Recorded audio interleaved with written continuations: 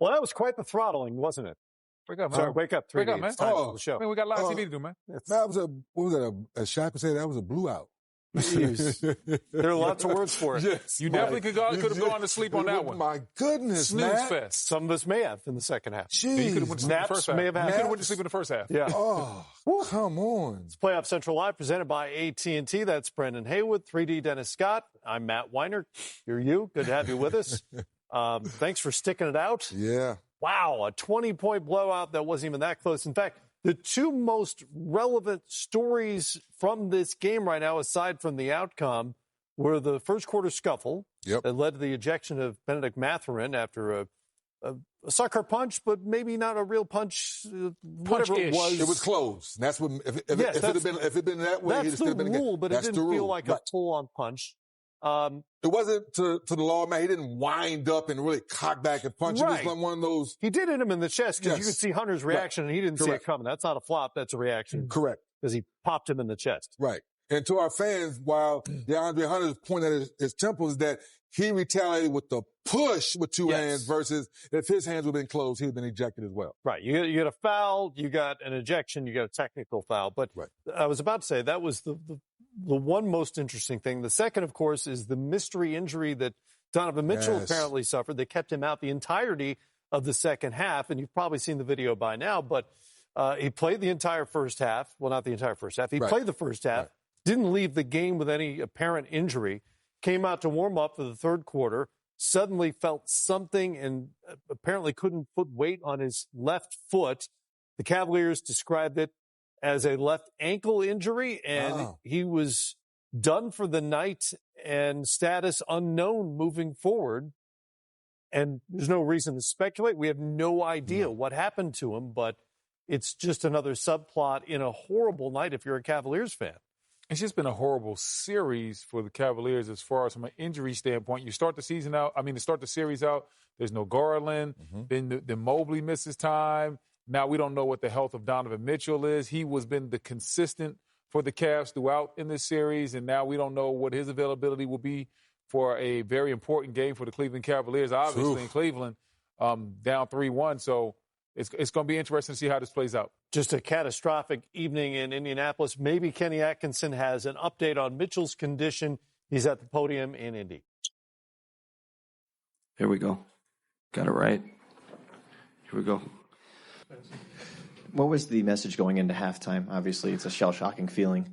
Listen, I try to turn positive. Let's, pride, compete, composure, because I didn't want it to be about the referees. It's not about that. So wanted our guys to keep our composure, compete with class, right, and then stay together. That was basically the message. And on the positive note, DG definitely found a little bit of a rhythm there. It was good. Is that something that can carry over? Yeah, obviously, a few guys, got minutes that they normally didn't get to. Ice looked good there. So, hey, listen, we got 2 out of the 3 next games at home. We're great at home. Got to get the next one, see if we can come back here for Game 6. Yeah, talking about Darius for a minute, I guess I was wondering with the score being what it was at half, I thought with the toe, maybe he doesn't play the second half, but you play him and he ends up with 21. So. Yeah, I asked him, I said, you tell me, we got to think about, Game 5, and he wanted to get his rhythm, which I completely understand. I think he felt better. I thought he was moving better. So that's a real positive. Hopefully we get Donovan back. Like I said, you go get Game 5, and you're back here for Game 6. What did you think of everything that happened with Mathurin and Hunter? Listen, I just that's not why I'm in this league. I'm not in it for the fights and the pushing and the punches. I just don't think it. I love that, about if that's the direction it goes. I was just telling our guys, keep our composure. You got to be above. You get punched, you got to be above, right? You got to kind of turn the other cheek.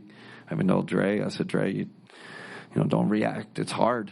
It's hard, but they obviously came out with an intent, a physicality intent, and but I did, for the most part, Joe. I think we kept our composure, But listen, this is like Dan said, this is a game about force, and they were just much more forceful in every aspect. Anything else? All right, thanks so much. That's the extent of the second half highlight. By the way. That's it. We're not going 129 to 109. I'm not going to bombard you with numbers, but some of them are ridiculous, including the postseason franchise record 37 assists that the Pacers recorded in this game. On the other side, Cavaliers had 22 turnovers compared to 20 assists. Game 5 happens on Tuesday night, and suddenly Indy has a chance to close it out. Here's Jared Greenberg after the game with Myles Turner. How do you explain what we just witnessed there? This is a group that plays better through adversity. We got punched in the mouth last game. We had a hell of a response. The starters set the tone, and the bench picked it up the rest of the game. Take us inside the locker room, inside the film session, the last 48 hours after you went through what happened Friday night. Oh, yeah, we got ripped. You can't give a team 18 offensive rebounds or 19, whatever it was, and expect to win a game. I think that we know that, our point of attack initially defensively is great, but if you give any team chance and opportunity to keep shooting, in this league, it's going to happen. We lost count how many times in our meeting with Coach Carlisle before the game he talked about rebounding. How much of that did he convey to you guys about that had to be the emphasis to start the game? I'm telling you, when we got ripped, we got ripped, bull. That's just, it's what it's about. At this point in the year, you work so hard to get here, or you work so hard to get a stop, and you give them a free shot. So we knew that was the emphasis. Still going to be the emphasis going forward. And, yeah, man, we got to get one more. Well, you've got one more. You got another opportunity here in 2 days to get back-to-back Eastern Conference Finals. What's it going to take now to close this team out on the road? Stay focused. Don't believe the hype. Keep rolling, man. We love that people are talking about us now, finally giving us our respect, but we got to still go and take the respect.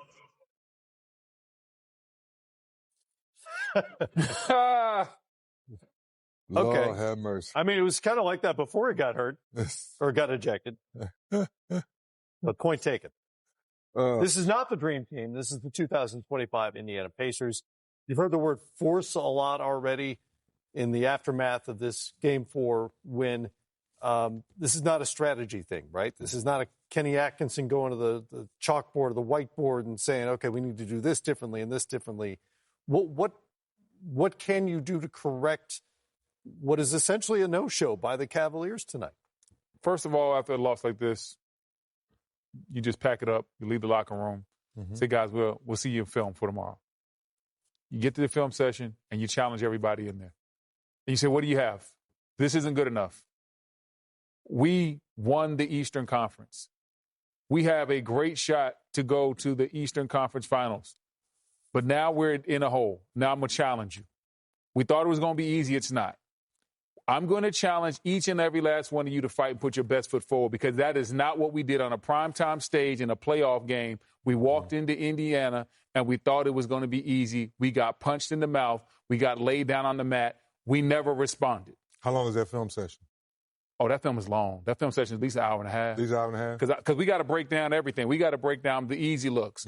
We got to break down how this team got 37 assists on us. We have to break down how did they score 58 points in the paint on us. We have to break down. Wow, 22 turnovers? Yeah. We got to break down how they shoot 53% from the field on us. And that's not. And we talked about them shooting over 60 in the first half. Oh yeah, that's with garbage time. Yeah, exactly. 53. Yeah. So I got to break down all these numbers and then say, this is how we're going to stop it. Right. And it starts with toughness, attitude, and then it starts with what we're going to do from a schematic standpoint. Matt, I've had this narrative all season long.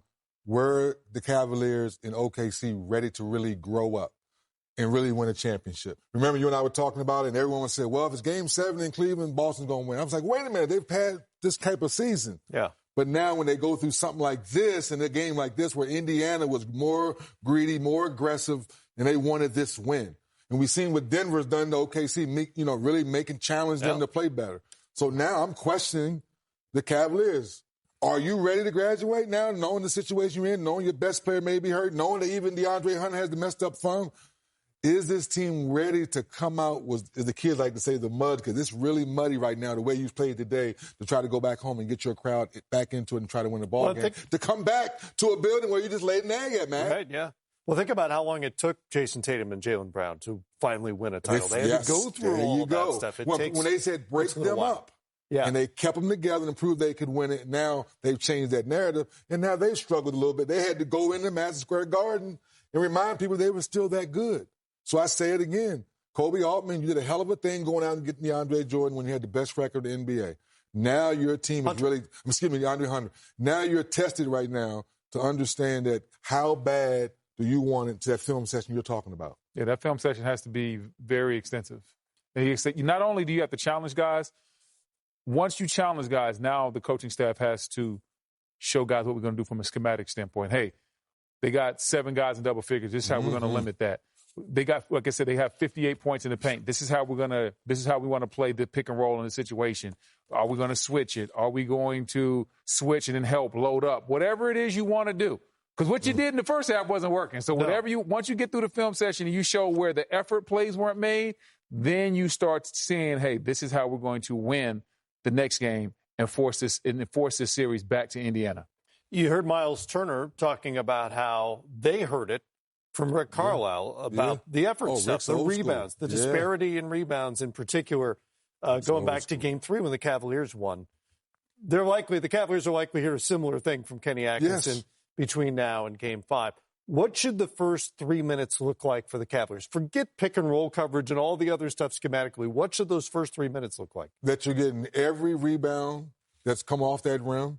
And offensively, the ball has created so much energy where you're knocking down every shot, like the Indiana Pacers showed you tonight, where the ball was hopping. I don't think the first 5 shots they made were contested. So when you have uncontested shots like that and you're knocking them down, your crowd gets into it, you ride that wave like Indiana showed you tonight. Let's take a break. More press conference coverage coming up here. We expect to hear from Rick Carlisle any moment. Players as well. Not sure who from the Cavaliers is going to come out. Ricky moving slow tonight. There he is. There's Rick Carlisle sitting down right now. We'll get to him in just a moment. Ricky Fontaine. pretty Ricky, what they call him. Yes, they did.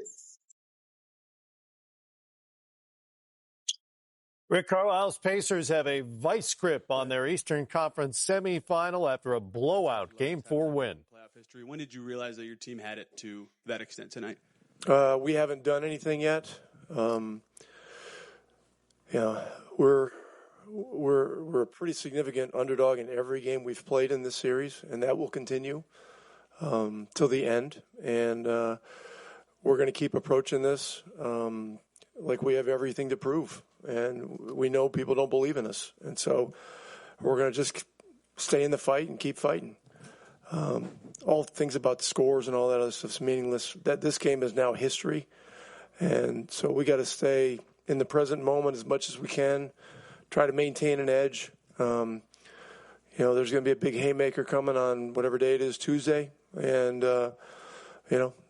that building is one of the few buildings that rivals Gamebridge for noise and fan enthusiasm and everything else. So, we respect the heck out of their fans and what they got going there. So, a lot of work to do. You've continually, including just now, said that each game will be harder than the previous one. What has allowed your team to continue to meet those challenges throughout the playoffs? It's just a day-to-day, hour-to-hour thing. A playoff series is, I don't know, sometimes they're 10, 12 days, sometimes they're 2 weeks. They have incredibly high and low ebbs and flows. A lot of things going on, a lot of conversation. Back in the old days, before social media, you had newspapers and there was plenty going on then. Now there's stuff going on in real time, as you sit and breathe, So you got to try to know the things to ignore and just stay in the moment and stay in the process. What was your view of the Benedict Mathurin ejection moment? I had a lot of questions about it. I saw one still shot where it looked like he had his hand flat, but, they have a lot of different views. Whatever happened. he'll accept, the ejection, whatever else happens from it, and we just got to move forward. It's a learning experience for him, and it's playoff series are physical, they're chippy, they're personal, and we gotta stay out of the weeds of things that take us away from what we do best. So obviously Pascal and Obi got you started offensively, getting some post-ups against the back line of that 3-2. Just what kind of showed you that was the way to attack this thing, and what impressed you about just the way Pascal and Obi both handled getting buckets around the rim and also moving outside? Yeah, listen, we just had a better attitude about attacking the zone tonight, and we did it with greater urgency and more attitude. And that's the main thing. I mean, we've seen more zone than anybody in the league this year. So we had to make some adjustments, but the biggest adjustments were adjustments in attitude and sort of how we brought a certain level of aggression to it. And we did better tonight, but we did better also because we rebounded better. With Myles obviously hit some big shots for you down the stretch, also get some of those post-up buckets. Just what did you like about his game? How important was those shots he hit to kind of make that thing start to snowball? Yeah, there were some. We had some very good runs when we needed them, particularly in the first half. And look, I'm not crazy about the way the game ended.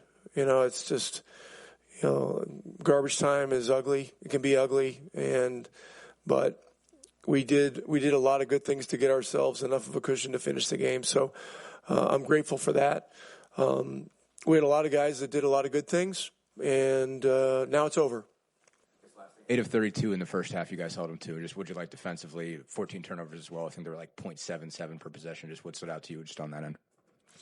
Got to play with intensity and play clean. You don't like seeing them shooting 40 free throws, and they're shooting, an inordinate amount of free throws in this series, and so we've just got to look at it and figure out ways to play cleaner and still have a level of aggression and physicality without having to go to the line all night. So we'll look at it and we'll try to do better.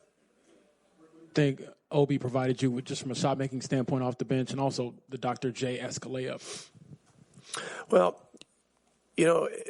when they go to small lineups, having Obi and Pascal is a blessing for us because it allows us to match small and still maintain some size. I mean, those guys are still pretty big.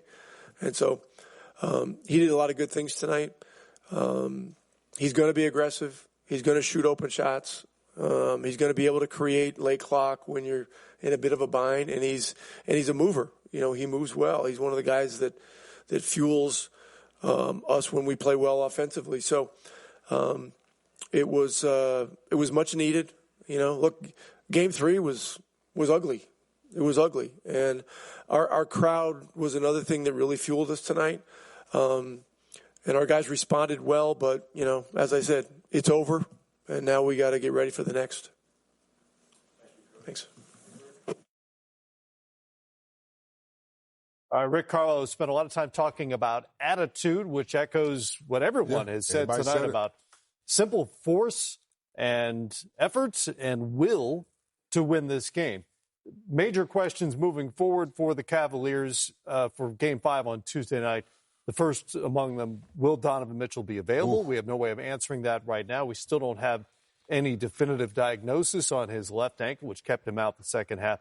And secondly, just can they get up off the mat and summon the sort of effort that will keep them in this series, knowing they have to come back to Indianapolis for Game 6? I'll say this.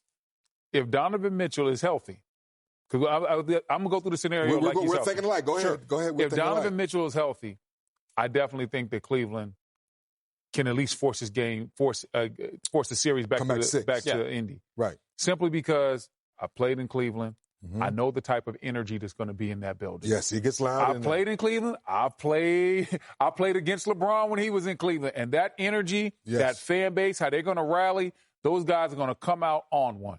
So you're saying that Donovan Mitchell, to Matt's question, is going to do everything possible from a treatment standpoint after the MRI comes back and doesn't say whatever. Well, and I don't doubt that. But that still concerns me because that ankle is part of his explosion. When he turns that corner, when he attacks the rim, I'm a little concerned. He's got to be healthy. Right. If he's not... He couldn't finish his ball game, so we're saying in 36 hours, that treatment's got to turn around where he tests and say, oh, yeah, I'm back. Yeah, to me...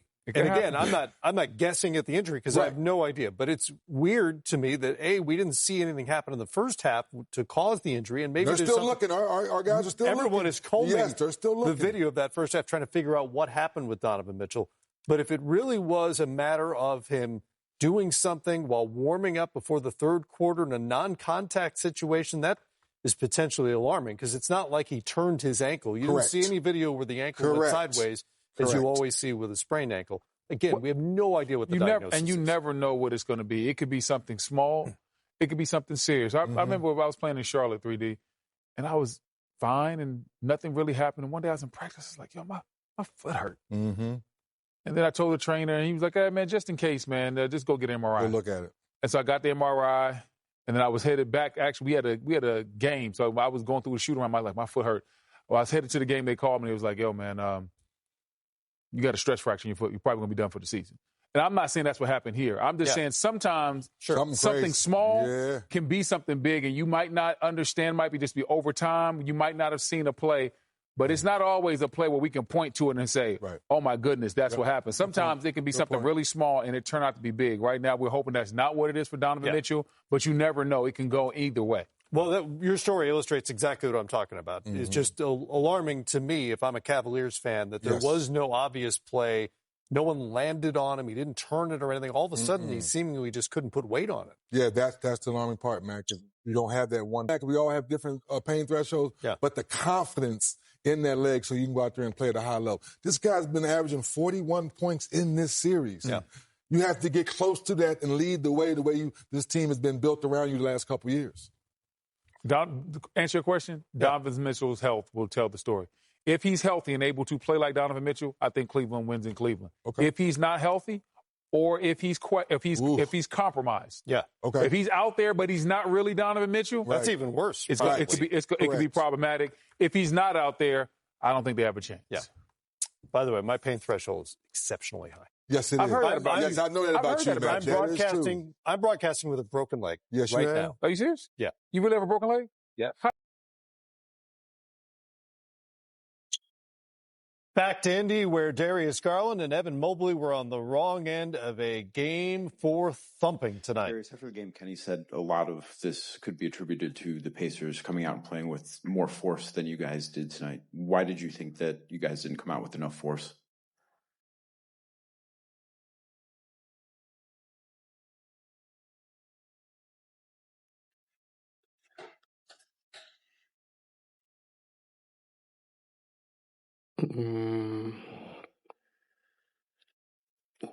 Just didn't have it tonight.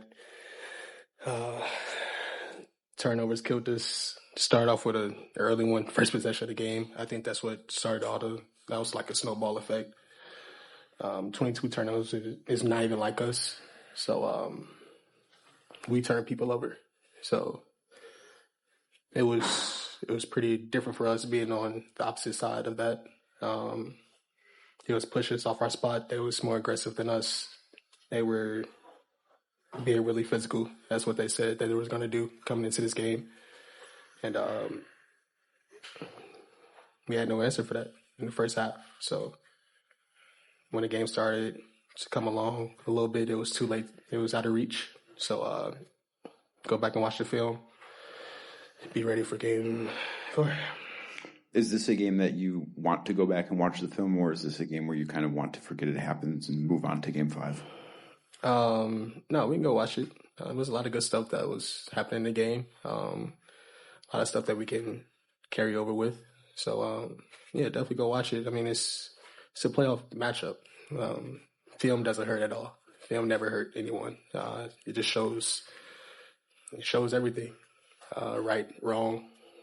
So you should definitely go watch it, especially where we turned the ball over and we was just getting pushed out of our spots. We got to be a lot more physical. We got to set the tone, and if they hit first, we got to hit back. So that's all it was. Joe? As you guys, of course, know, the Cavs had to play some games without you guys, and now Donovan missed the second half. What is your concern level for him for Game 5, and just were you able to talk to him before you guys came to see us? Yeah, we talked to him a little bit, but right now we just gotta focus on us and focus on who we have. Hopefully, he's good and we'll be good for Game 5. But if not, it's gonna have to be whoever the next man up is, and we're gonna have to step up. And the main thing right now is just focusing on the next game, watching the film, getting better, seeing what we need to change, and going from there. Chris? Evan, how do you make sure you respond to their level of physicality? You try and throw the first punch. Next game's going to be at home. 2 out of 3 games are going to be at home.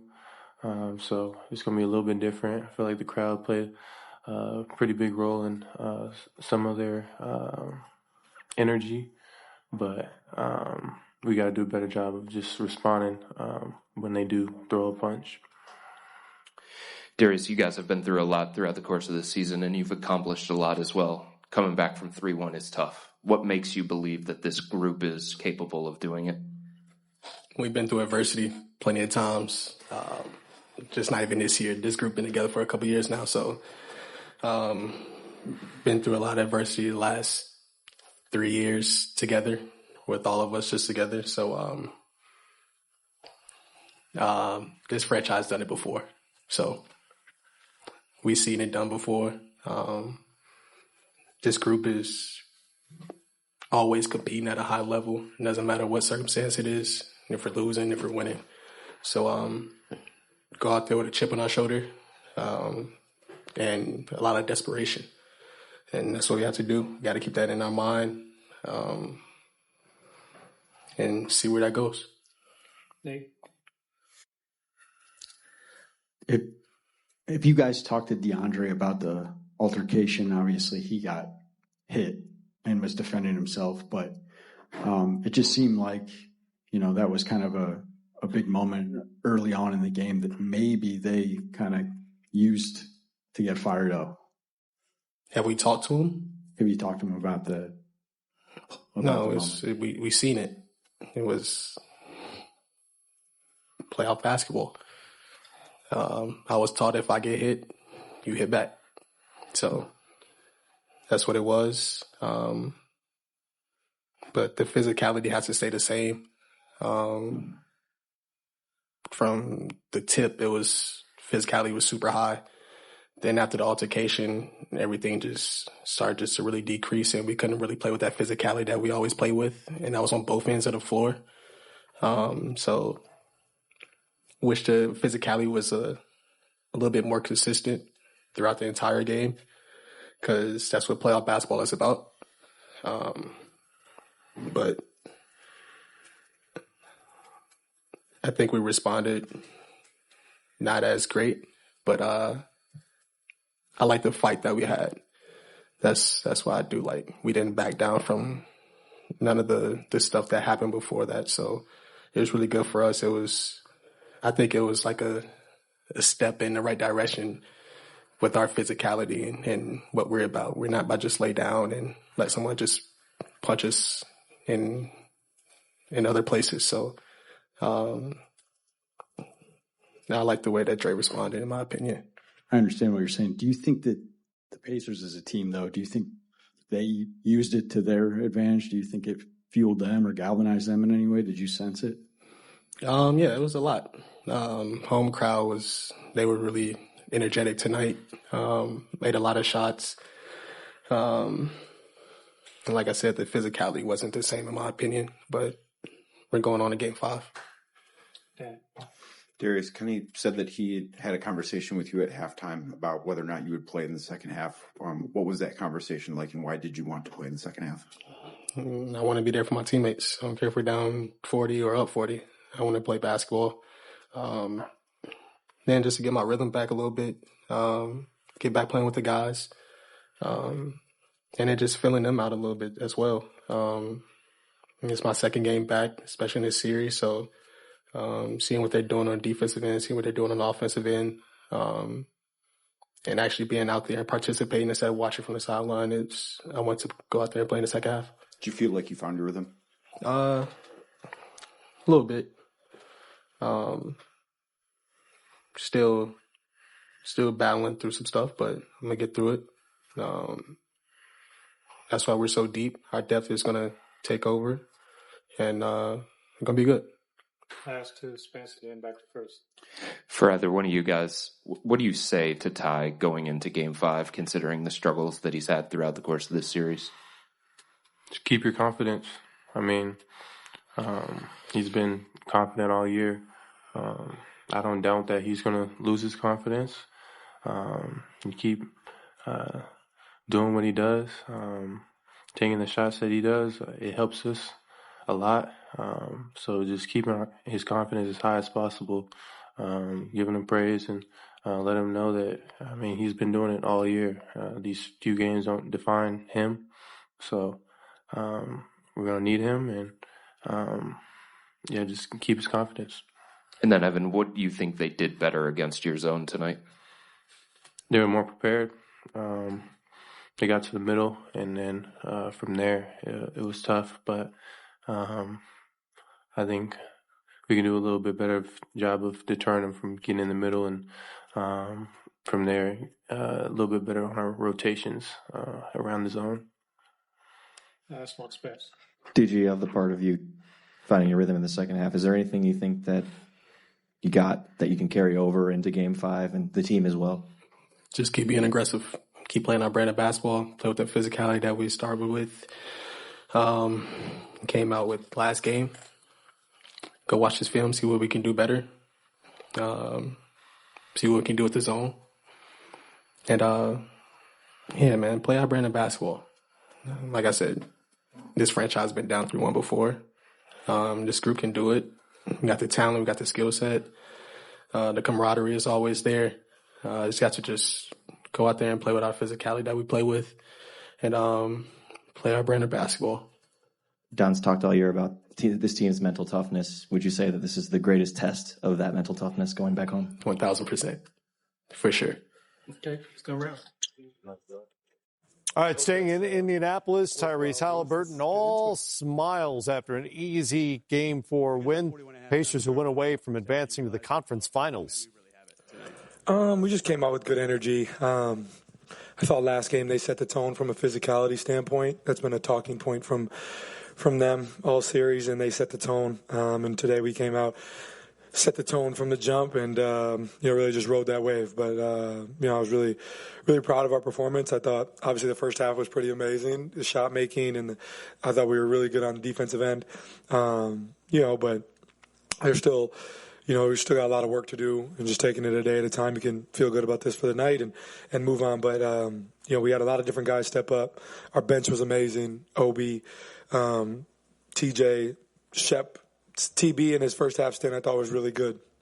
So we had a lot of different guys chip in, and that's why you see such a balanced scoring effort from all of us. You guys have 3 20-point losses the last 2 playoffs. You won the ensuing game all 3 times. What is it about you guys, or strategically or mentally, that makes it possible to respond like that? Well, I think first of all, our film sessions are always pretty ugly after a loss, especially when I think over the course of the last 2 or 3 years, you've seen when we are in like a 2-game series with somebody and we lose the first game, we typically come to play that second game. I feel like Coach is a savant when it comes to adjustments and getting the best out of guys, and I think we kind of just follow that lead, and his intensity come playoff time is it's easy to follow. And when we have a game like we had last game, such a letdown, he sets the tone with our energy in practice or film or whatever, and we just kind of follow that lead. So I feel like we're a resilient group. We've been through a lot, and we've been together for some time now. So I feel like you can always count on us to respond the right way. Shit's ugly. Is it the film itself that's ugly? The mood in the room? What can you describe that a little? Well, the film's ugly. But I think Coach does a great job of challenging guys as well. I typically get the brunt of it first, and then it kind of trickles down. But, I think he does such a great job of creating, having equity within his relationships with all of us that we know he just wants the best for this team and this organization. So we have a lot of conversations, me and him with other guys. You always see him sitting down with guys in the gym and things like that. So, I feel like that's really important, and, that's why he's one of the best at what he does. Seemed like out of the gate, you guys looked to Pascal and Obi to kind of attack the back line of that 3-2. Just how did you guys kind of see that as an opportunity, and what made them, how important was that? How good were those guys at just taking advantage of those, just getting smaller guys they could post up and score on? Yeah, I think those guys just setting the tone, really sealing, especially Pete to start the game. Really got going. And then when Obi checked in, he did a great job of when he was setting screens, sealing the smaller guy and just finishing over the top. So I thought those guys were really good at setting the tone. I feel like last game we weren't in the paint as much. And, I feel like they did a great job of setting the tone. We all just followed it from there. But I felt like our level of aggression on both sides of the floor really set the tone, and we just kind of followed that lead. So, those guys were huge for us tonight.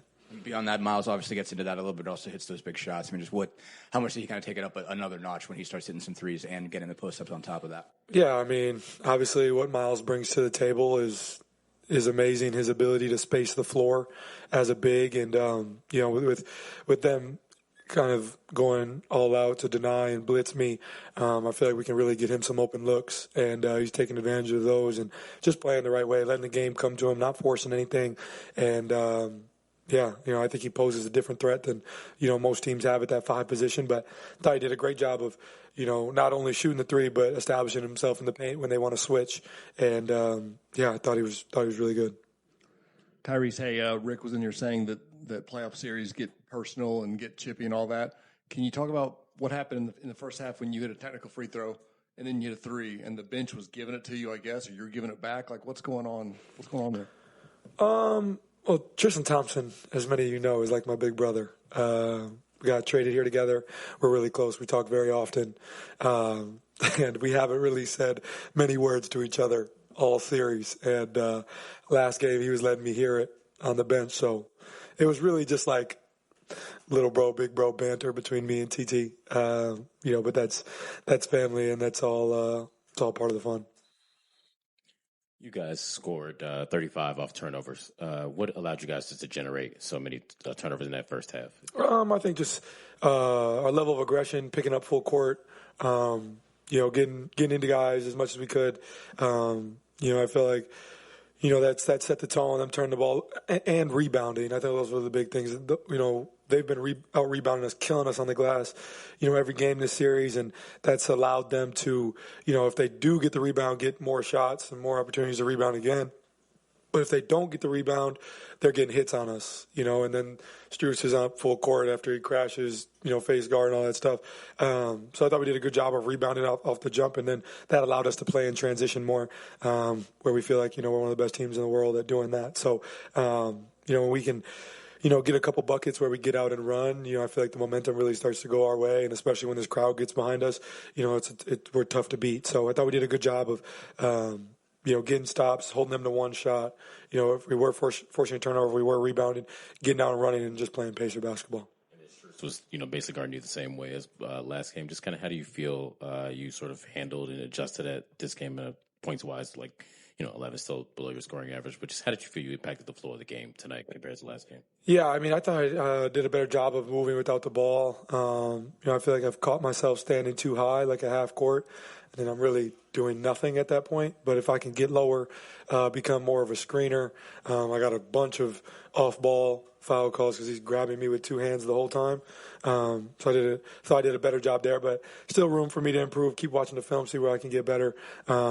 But I thought I did a good job of not allowing him to take me out, and I thought my teammates did a great job of screening for me, getting me open, and telling me to screen for them as well, because if they're going to guard me that way and try to make it play 4-on-4, and he's not going to leave me, if I screen, I can get other guys open. So it's all a game within the game.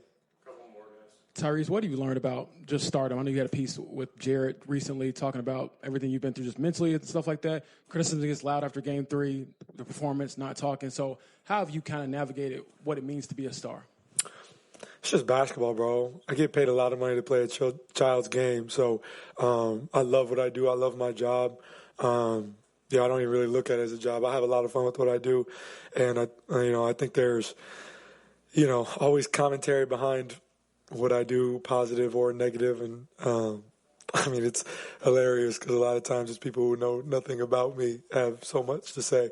It's usually the people who, don't come around or don't spend any time around me that have the most to say. But that's all part of it. I'm a basketball player. I love what I do. I love being here in Indiana. I love playing for this organization. I feel like, criticism, sometimes it's warranted, sometimes it's not, but it's all part of it. And I feel like, as far as, last game, I feel like our PR team does a great job of, putting me out there when it's time to talk. And I got to come out here and talk when it is time. And, I think, Mike and the staff did, tried to protect me a little bit last game. Maybe went a little overboard. Maybe I should have overruled it and come out here. But I wasn't really in the mood to speak. And he told me that he didn't want me to speak, so I left. And so if that's a problem, you guys are more than willing. Obviously, you guys are more than willing to talk about it. So keep having commentary around it. I'll continue to do what I do and live my life the same way. But it's all part of it, man. But it's just basketball. And I guess I'd rather have this issue. I'd rather have you guys talking about me positive, negatively, talking about me than not care who I am at all. So, life's good. Did you think it was a mistake at all? Going back on it, maybe I should have spoke. Yeah, sure. Probably. Yeah, I probably should have spoke, but I'm a human being. So, not everybody here is perfect all the time. And, I answered all your questions the next day. I'm here again today. Any questions you guys have? For most of you guys that are here who come to every game, I am on this podium after every game. So the one game that I'm not, I know that, somebody had to put out an article about me not showing up when, they only show up for negative things that happen with our team. So, it's all part of it. I didn't know you were going to lose that game. That's what you're getting at. If I won that game, I would have written about that too. Yeah, I'm sure. Yeah, Dustin writes about it all the time, but I'm sure you would have. All right, thank you guys. Yeah, appreciate it. Tyrese Haliburton having a great series with a smile on his face. Obi Toppin with the highlight of the night, but it was a long list of the big case of win. Pacers led Game 4 by as many as 44 points. This one's going to leave a mark and potentially lead the Pacers back to the Eastern Conference Finals if they can close out Tuesday night in Cleveland, where they won the first two games of this series. You'll see that game at 7 Eastern time on TNT. I'm going to take the easiest possible answer off the board for both of you. That is Donovan Mitchell's health, right? Yeah, but that's obvious. That aside, what will be the most significant factor on Tuesday night that decides whether this series ends or continues? Points in the paint. Gave up 58 points in the paint. Can't have it if you're the Cleveland Cavaliers. You got to shut that paint off, make some of these looks a little bit tougher. You give up that many points in the paint, you get dominated in the paint, it's really hard to win a playoff game. All the role players for Cleveland, the Ty Jeromes of the world, all those guys must play solid basketball outside of the first question we couldn't answer. Yeah. And that all comes from the fight, playing at home. You talked about how the crowd's going to be in Cleveland. All that's going to play a factor so you can come back for Game 6. One word. Force. We heard that a lot. Yes. Heard that a lot tonight. Would you like to say the word physicality again? I would not. I will actually pass. Surprisingly, I'm passing. We heard it a lot tonight. We did. Yes, Probably we did. too much. That's why I'm passing. 3D? There you go. Would you like Force. not physicality? No, just force. Okay. Play with force. Let's give you another shot. All right. That'll do it for us. Playoff Central Live happens after every postseason game for Brendan and 3D. I'm Matt. Hope everyone had a great Mother's Day out there. Happy Mother's Day, everybody. Oh, you mom. You Cavaliers deserve it. moms included. Yes. You deserve it. Yes, indeedy.